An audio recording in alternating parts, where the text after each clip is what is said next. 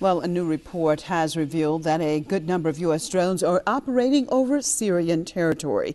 Now, the NBC report says the U.S. military and intelligence drones are monitoring what it calls the Syrian military attacks against opposition forces. It says Washington hopes to use the overhead evidence and communications to make a case for widespread international response against Syria.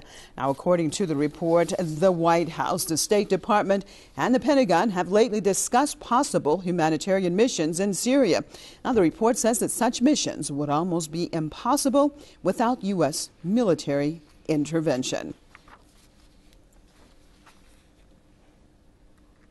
Let's switch over to Beirut. We're joined by the director of the Center for Middle East Studies, Mr. Hisham Jaber. Thank you so much for being with us, sir. Mr. Jaber, tell me about this. When actually now openly it seems that more and more we're hearing reports about basically interference into Syria's sovereignty, what technically should be the reaction now of the Syrian government when parts of the international community, though, are claiming not to be interfering, but obviously when we're talking about drones and intelligence gathering, what should the Syrian reaction be at this point in time? And welcome to the program. Yes, the first initiative the Syrians can do, and they have the right to do it, is to sue United States of America in case those information are sure about the aircraft spying the Syria and the armed forces of Syria. They can sue them before the international court. Second, Syria has the right to use military capability to disturb this mission and even to attack those aircrafts. By the way, talking about those aircrafts without a pilot spying Syria, we didn't know yet the kind of those aircraft, but I assume that this is MQ-9, which was controlling over Iraq the activities of the resistance against the American armed forces. MQ-9 is the ninth generation of MQ, and is very sophisticated. It can bring video, very clear video film to the operation center, whether in the sea or on the land. And this aircraft can be leaded, you know, by remote from hundreds of kilometers.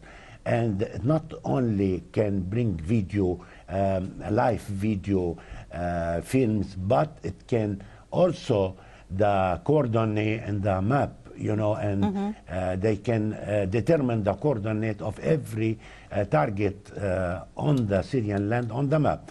But, by the way, I have to remind here to remember that Hezbollah Iraq made a great success in interfering with this aircraft and with very low cost, and at the same time the picture was going to American Operation Center, then to Hezbollah in Iraq. In this case, I think the Syrian may use this technology, but until now I don't know what is the purpose of those aircraft to spy Syria. Well, let's look at that. Let's exactly look at that point, Mr. Jaber. Let's reverse the roles a little bit. If what we're looking at in Syria, let's say something was like this was happening in the United States, and countries were sending drones or other things to spy on that country, what type of reaction would you expect from Washington? I think it's normal. I'm not surprised that Washington sent drones and those aircraft to over Iran and to spy Iran. I'm not surprised that they are spying Syria, but I am surprised they did not deny this, for example, and they want to show the international society that they are doing something to help the opposition in Syria, since the NATO said that we are not going to interfere in Syria in any circumstances, since the Security Council refused any resolution may condemn Syria or allowed any country to interfere military in Syria. All what they are doing now, and I think it's psychological warfare, and they want to show, like they said, some journalists, the international society, that the Syrian army is killing the population, civilian population in Syria. In my opinion, it's not very important. Only in one single point, it's an invasion to sovereignty of independent country called Syria. All right. Unfortunately, we're out of time because I would have liked you to cover, if the roles were reversed, what type of reaction we'd be seeing from the U.S., hopefully in another interview. Thank you so much, Mr. Hisham Jaber, the director of the Center for Middle East Studies in Beirut.